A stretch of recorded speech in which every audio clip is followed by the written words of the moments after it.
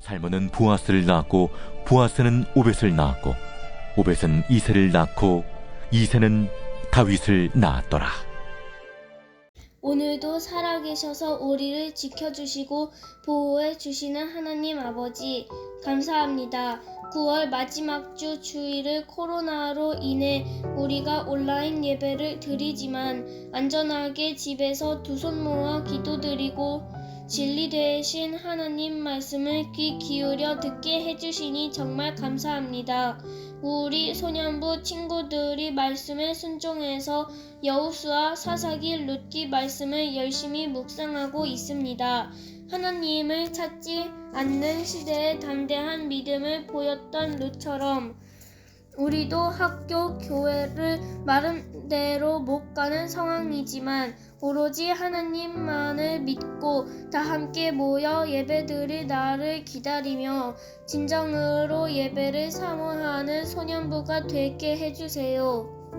말씀 전해주시는 전도사님을 축복해 주시고 부장님, 여러 선생님들, 친구들을 건강하게 지켜주세요. 우리를 사랑하시는 예수님 이름으로 기도드립니다. 아멘. 자, 사랑하는 소년부 여러분, 안녕하세요. 잘 지내고 있죠?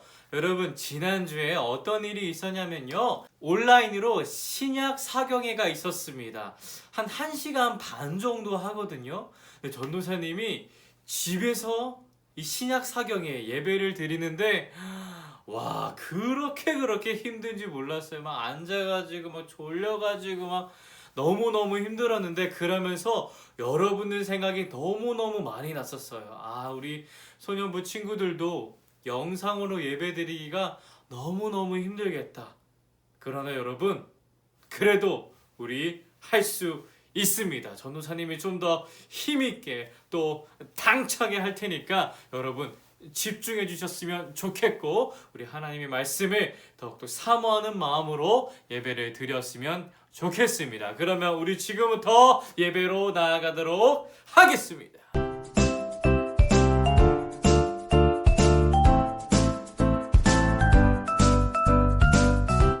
자, 우리는 9월에 사사기와 룻기까지 읽었습니다. 그래서 지난주에는 룻기 첫 번째 이야기를 했고요. 이번에는 두 번째 룻기 이야기를 좀 해보려고 합니다. 우리 지난주에 어떤 얘기를 했냐면요, 사사시대가 어떤 시대인지, 또 그 가운데 룻기는 어떤 상황인지에 대해서 나눴습니다. 먼저 이 사사시대는요, 이스라엘이 더 이상 하나님을 왕으로 인정하지 않는 시기입니다. 그래서 하나님께서는 하나님의 나라를 이어갈 사람을 찾고 계셨는데, 그때 무슨 소리가 들린 거예요? 한 여인의 소리가 들린 거예요. 하나님이 왕이시다. 왕이신 하나님께서 하나님의 백성인 나와 시어머니를 내버려 두지 않으실 것이다 라는 이 믿음의 고백을 룻을 통해서 들려옵니다. 그때부터 하나님께서는 룻을 보시고 큰 그림을 그리고 계셨습니다. 어떤 그림이냐면, 하나님의 나라가 이 룻을 통해서 이어가는 통로로 룻을 사용해야겠다라는 하나님의 아주 큰 그림을 그리고 계셨습니다. 그런데 여러분, 그거 아세요? 룻은 몰랐어요. 하나님이 자신을 선택하셨고 자신을 어떻게 사용하고 계신지 몰랐습니다. 룻은 하나님의 때를 몰랐지만 자신의 주어진 삶에 최선을 다하고 있었습니다. 룻이 뭘 하고 있었냐면요, 룻에게는 과부이면서 시어머니인 나오미가 있었는데, 이 나오미를 먹여 살리기 위해서 끊임없이 이삭을 줍고 있었습니다. 그런데 여러분, 과부를 돌보는 것은 그 마음은 하나님의 마음과 동일했습니다. 신명기 10장 18절 말씀에 보면요, 하나님은 고아와 과부를 위하여 정의를 행하시는 분이시다 라고 말씀하고 계십니다. 룻은요, 하나님의 말씀대로 행동했습니다. 이 룻은 필사적으로 이삭을 줍습니다. 막 여유롭게 또 쉬고 싶을 때 쉬면서 이삭을 줍는 것이 아니라 아주 필사적으로 이삭을 줍습니다. 어느 정도였냐면 여러분 상식적으로 이삭을 언제 줍는 거냐면 그 이삭 그 밭은요 자신의 땅이 아니에요. 그래서 약간 눈치 보면서 주워야 되거든요. 이 단을 묶은 사람들이 저쪽에 갔을 때 눈치 보면서 하나씩 하나씩 주워야 되는데 룻은 이 단을 묶는 사람 뒤에서 죽기 시작한 거예요. 이것을 볼 때 룻은 그만큼 절박했다라는 것을 우리가 알 수가 있습니다. 그때 마침 그 밭의 주인 보아스라는 사람이 등장합니다. 자, 여기서 우리가 이스라엘의 문화를 한 가지 알아야 합니다. 이스라엘의 문화, 이스라엘의 제도에 고엘 제도라는 그 제도가 있습니다. 이 고엘 제도라는 것은 형제를 대신하여 책임지는 것을 의미합니다. 예를 들면 이렇습니다. 여러분, 설상이라는 사람이 있고 가상이라는 사람이 있습니다. 이 설상이 한 여인을 만나 결혼을 했습니다. 여기까지 잘 왔죠? 이 설상이 이제 결혼한 아내와 함께 있는데 이 설상이 어떤 이유인지는 모르겠지만 세상을 떠납니다. 그러면 이 아내는 다시 부모님에게로 돌아가느냐? 그렇지 않습니다. 이 자리에 설상의 자리에 이 가상이라는 사람, 동생, 설상의 동생이 올라오게 됩니다. 이 아내를 책임지는 것이죠. 이게 바로 고엘 제도입니다. 그런데 여러분, 남편을 잃은 이 모습이 누군가 연상되지 않습니까? 네, 그렇죠. 룻이죠. 룻이 남편이 죽었습니다. 룻이 과부가 되었어요. 그럼 누군가가 이 형제나 친척 중에서 이 자리에 올 수 있는데 그 사람의 가장 유력한 후보가 바로 오늘 방금 등장했던 이 보아스라는 사람입니다. 이 보아스라는 사람은 이 룻에게 관심이 있었는지는 잘 모르겠지만 룻에게 많은 배려를 합니다. 룻기 2장 8절에서 9절 말씀입니다. 보아스가 룻에게 이르되 내 딸아 들으라. 이삭을 주우러 다른 밭으로 가지 말며 여기서 떠나지 말고 나의 소녀들과 함께 있으라. 그들이 베는 밭을 보고 그들을 따르라. 내가 소년들에게 명령하여 너를 건드리지 말라 하였느니라. 목이 마르거든 그릇에 가서 소년들이 길어온 것을 마실지니라 하는지라. 자, 보아스의 배려를 정리하자면 바로 이것이었습니다. 이 밭에 눈치 보지 말고 내가 허락하니까 눈치 보지 말고 이 밭에서 이삭을 주어라. 첫 번째고요. 두 번째는 소년들에게 명령했대요. 룻을 건드리지 말라고. 이게 무슨 말이냐면 룻이 이삭을 줍고 있는데 너 왜 거기서 주워? 너 왜 자꾸 내 뒤 따라와? 라고 건드리지 말라는 그런 의미가 아니라 치근덕 대지 마라. 이 룻에게 작업 걸지 마라 라고 내가 명령했으니까 넌 편하게 주우면 돼. 이런 뜻입니다. 마지막으로 물을 마실 수 있도록 배려해 주었습니다. 이스라엘은요, 이 물이 부족한 지역이기 때문에 밭에 일을 하러 나갈 때는 꼭 동네 우물에서 물을 길어가지고 왔습니다. 보아스는 그 물을 마실 수 있도록 배려했던 것이죠. 이런 배려를 받으면서 이삭을 가득 안고 룻은 자신의 시어머니 나오미에게로 돌아갑니다. 그리고 이 룻은 이 시어머니 나오미에게 그동안 있었던 모든 일들을 이야기합니다. 이 아침부터 쉬지 않고 단을 묶는 사람들의 뒤를 쫓아가지고 이삭을 주었던 그 이야기, 그리고 보아스라는 사람이 나에게 이런 배려를 베풀었습니다 라는 이야기까지 모두 다 이 나오미 시어머니에게 말합니다. 그때 나오미는 순간적으로 옳거니 하면서 나오미 나름대로 큰 그림을 그리기 시작했습니다. 그리고 룻에게, 자신의 며느리에게 이렇게 당부합니다. 에미야, 앞으로 추수를 다 마치기까지 이 보아스에 일하는 소녀들과 함께 나가고 다른 밭으로는 가지 말아라 라고 말이죠. 나오미의 큰 그림을 우리가 엿보자면 나오미는 보아스를 자신의 며느리 룻과 결혼시키는 것이 큰 그림이었습니다. 그리고 마침 그 때가, 기다리던 때가 왔습니다. 그날 밤은 이 보아스가 보리를 까는 날이었습니다. 나오미는 룻에게 만반의 준비를 하라고 말합니다. 이 3장 3절에서 4절의 말씀입니다. 에미야, 이제 때가 됐구나. 너는 오늘 깨끗이 씻고 기름을 바르고 의복을 입고 타작마당에 내려가서 그 보아스가 먹고 마시기를 다 하기까지 절대로 그에게 보이지 말고 그가 누울 때에 너는 그가 눕는 곳을 알았다가 들어가서 그의 발치 이불을 들고 거기에 누워라. 그가 네가 하고 싶은 그 일을 그가 알게 하리라. 이 룻은 나오미가 말한 모든 것에 순종합니다. 그리고 밤중에 룻은 보아스에게 적극적으로 청혼합니다. 보아스는 깜짝 놀란 거죠. 예상하지 못했기 때문에 아주 깜짝 놀랍니다. 하지만 보아스는 룻의 청혼을 받아들입니다. 3장 11절의 말씀입니다. 그리고 이제 내 딸아, 두려워하지 말라. 내가 내 말대로 내게 다 행하리라. 이로써 그동안의 마음고생이 한순간에 씻어 내려가는 기분이었을 것입니다. 그런데 여러분, 룻이 결혼했다가 결말이 아닙니다. 이 나오미의 큰 그림은 룻과 보아스가 결혼하는 거였거든요. 하지만 하나님의 큰 그림은 이것보다 훨씬 더 큰 그림을 그리고 계셨습니다.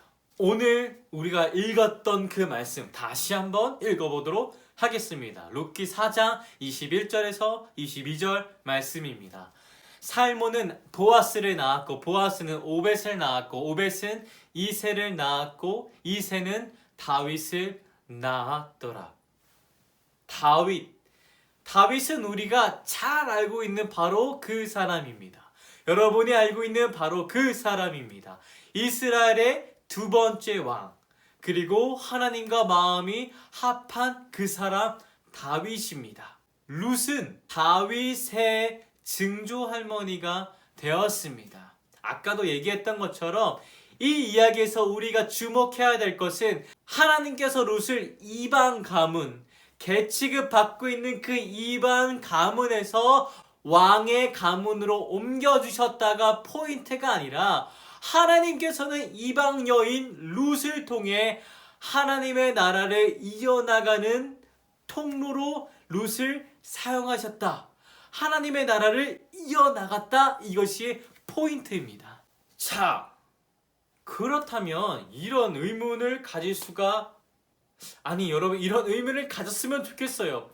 하나님께서 왜 하나님의 나라를 이어나가려고 하셨을까? 룻이 쓰여진 그 시대는 사사시대인데 이스라엘 백성들은 하나님을 더 이상 왕으로 생각하지 않고 인정하지 않고 오히려 다른 우상을 보면서 그 사람이 나에게 진정한 왕이다, 그 사람이 나의 진정한 생명이다, 그 신이 나에게 있어서 은혜를 준다, 축복을 준다 라고 생각하는 그 시대 가운데 왜 하나님께서는 굳이 하나님의 나라를 이어나가려고 하셨을까? 그냥 한 번에 그냥 싹 다 몰아내시고 다시 새로운 나라를 세우시면 되는 거 아닌가? 왜 하나님은 이어나가셨을까? 자, 우리가 이렇게 생각할 수 있는 것은 우리가 하나님의 나라에 대해서 우리가 잘 알지 못하고 이 세상의 개념, 이 세상이 말하고 있는 그 개념을, 그 이치를 이미 몸에 습득이 됐기 때문에 우리가 그렇게 생각할 수 있습니다. 여러분,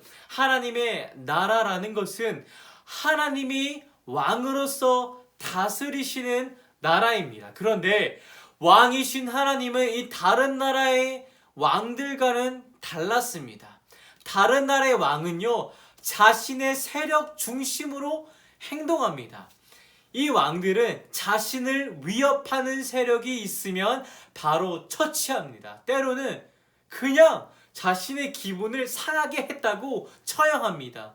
때로는 승리를 위해서 자신의 아들을 우상에게 제물로 바칩니다. 즉, 이 생명에 대한 소중함이 없는 경우가 허다했습니다.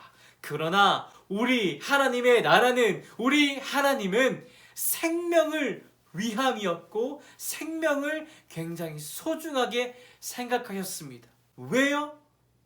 이 모든 세상은 하나님이 정성껏 마음 다해 만드신 하나님의 피조물이기 때문이죠. 그래서 하나님께서는 그 이스라엘 백성들을 그냥 한 번에 싹 엎어버리시거나 싹 갈아치우시는 것이 아니라 룻을 통해서 이어나갔던 것이죠. 여러분, 하나님께서는요, 믿음으로 반응하는 하나님의 자녀들에게 영원한 생명과 영원한 승리를 약속하십니다.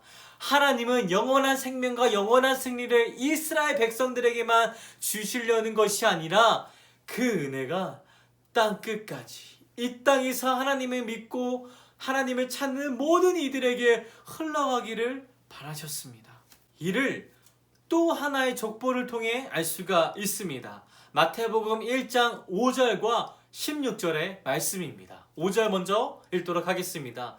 살몬은 라합에게서 보아스를 낳고 보아스는 룻에게서 오벳을 낳고 이새는 다윗 왕을 낳으니라. 5절은 오늘 우리가 읽은 본문과 많이 비슷하죠. 이후 7절부터 15절까지 이런 식으로 누가 누구를 낳았고 누가 누구를 낳았고 누가 누구를 낳았고가 이어집니다. 그리고 이 마태복음의 족보, 마태복음에 나온 이 족보의 마지막 인물을, 마지막 주인공은 16절 말씀인데, 야곱은 마리아의 남편 요셉을 낳았으니 마리아에게서 그리스도라 칭하는 예수가 나시니라.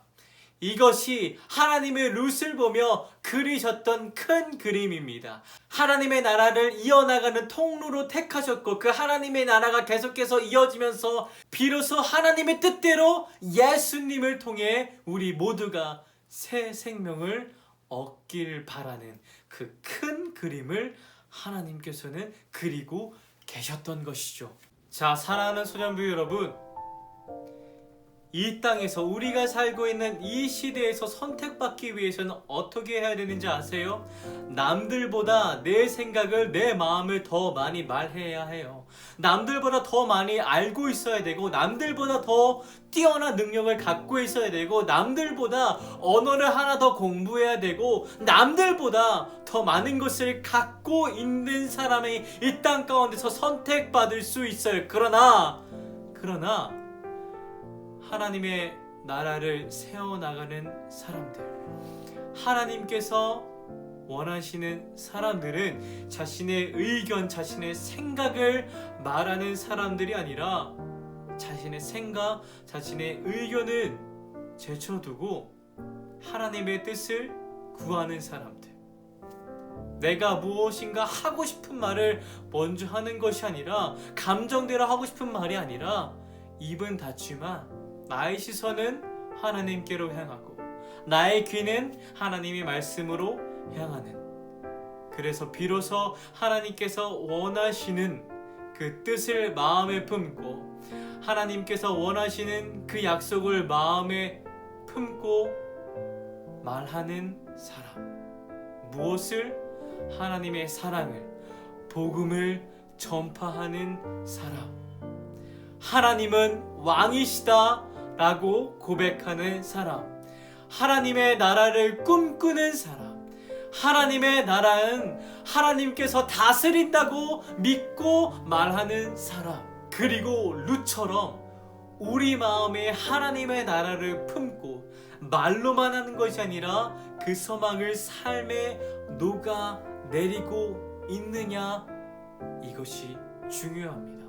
팔이 하나 없어도, 다리가 하나 없어도, 한국말만 해도, 한국말을 못해도, 아무런 능력이 없어도 하나님께서는 그 믿음을, 그 마음을 기뻐하시고 그 사람을 선택하시고 이 세상 가운데 모두가 구원을 누릴 수 있는, 기쁨을 누릴 수 있는 그 엄청난 하나님의 나라를 세워나가는데 그 사람을 사용하십니다.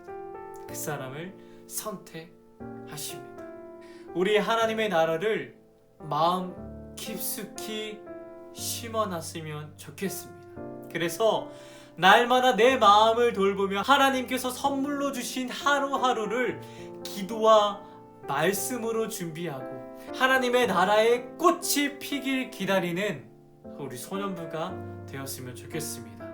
하나님이 우리의 믿음을 보시고 우리를 사용하시고 그분이 원하시는 그때에 그 꽃, 복음의 꽃, 생명의 꽃이 피어날 것입니다.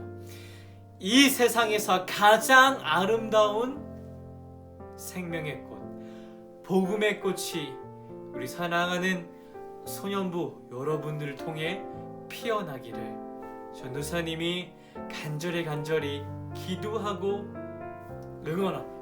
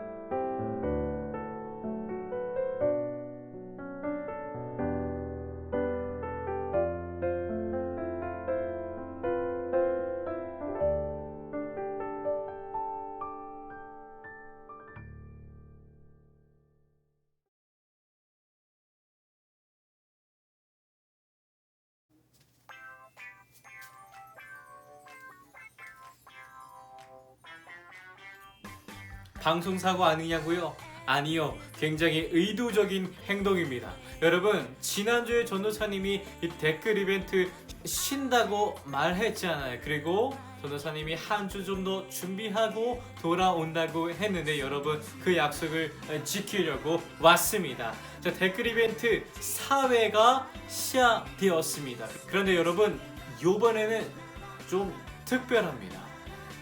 여러분, 설교 말씀 잘 들었을 것이라 생각을 하는데요. 그런데 이번 문제는 이 설교에서 나오지 않습니다. 그럼 어디서 나오냐? 바로 그대들의 ear, 귀에서 나옵니다. 이게 무슨 말이냐면 여러분, 전도사님이 이제 여러분들에게 3가지 소리를 들려드립니다. 그 중에서 여러분들이 맞춰야 하는 소리는 전도사님이 라면 먹는 소리입니다. 잘못 들은 거 아니에요. 라면 맞습니다. 라면 맞아요. 그 소리를 찾으면 됩니다. 참고로 짬뽕을 먹는 소리가 있고요, 라면 먹는 소리가 있고 칼국수를 먹는 소리가 있습니다. 그리고 여러분, 이 소리가 라면 먹는 소리다 라고 생각하는 그 번호를 댓글 혹은 카톡 혹은 문자에 적어 넣으면 되겠습니다. 그리고 추첨은 언제 하느냐? 원래 수요일 6시에 했었는데 수요일은 추석이 시작하는 날입니다. 그래서 요번에만 좀 특별하게 화요일 6시에 시작합니다. 그 답은 화요일 5시 반에 나옵니다. 이해하시겠죠? 답은 몇 번인지 답은 영상과 함께 5시 30분에 올라오고요. 6시에 추첨 있습니다. 여러분들은 화요일 5시까지 소리를 잘 들으시고 번호를 전도사님에게 보내주시든 영상 밑에 댓글을 쓰시든 여러분 마음대로 하세요. 그러나 시간 약속은 꼭 지키세요. 여러분 많이 참여해 주셨으면 좋겠습니다. 자, 여러분 이제 곧 추석입니다. 추석 때도 건강했으면 좋겠고 너무 많이 먹지 않았으면 좋겠고 어느 곳에 가 있든지 하나님을 왕으로 모시는 우리 사랑하는 소년부가 됐으면 좋겠습니다. 자, 그러면 여러분 안녕.